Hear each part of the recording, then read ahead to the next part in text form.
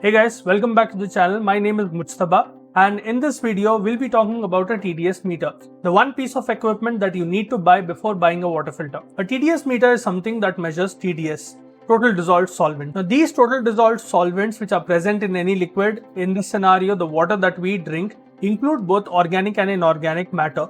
So that will include salts of calcium, magnesium along with bicarbonates, chlorides, among other minerals and among other constituents. TDS is measured as parts per million ppm or unit milligram per liter of water. According to WHO, water with TDS level less than 300 is excellent for drinking, but that over 1200 is unacceptable.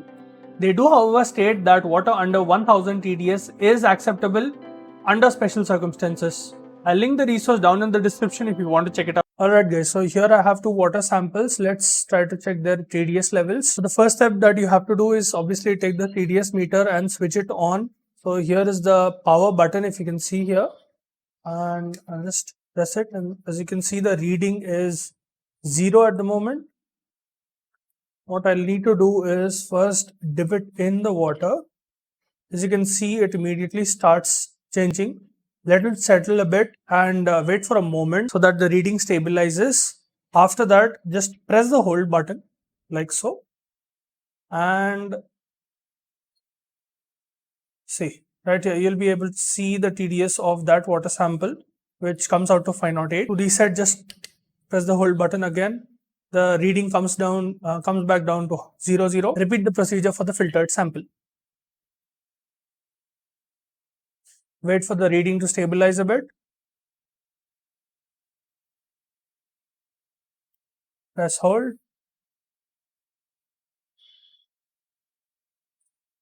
And if you can see right here, you'll be able to see the TDS is around 300.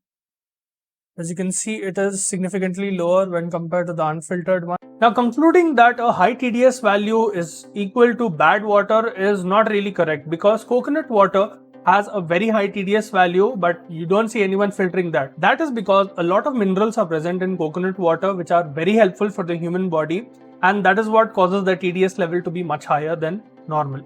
High TDS becomes a problem when it is accompanied by particulate matter in your drinking water, making it turbid and murky. You can find a TDS meter for quite cheap on multiple websites such as Amazon, Flipkart and so on.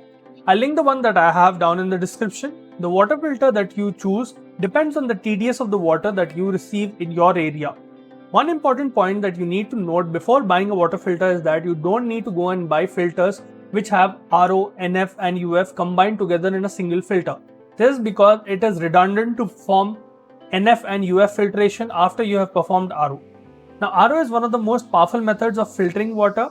It is used by Marines and naval officers in order to purify ocean water and make it drinkable. RO is not necessary if the TDS of your water is under 500. This is because the RO filter will not only reduce the TDS drastically, but it will also remove a lot of important minerals from your water, which can be detrimental. You might consider buying a RO filter if the water that you receive in your area is very turbid and unclean.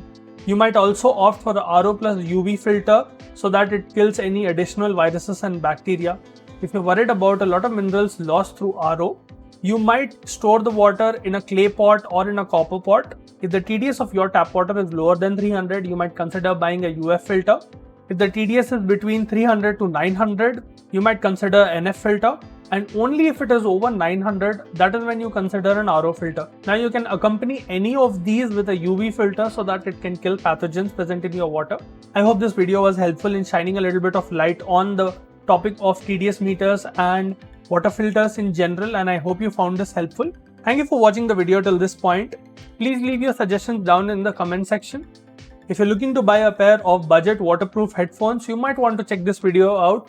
I'll see you in the next one.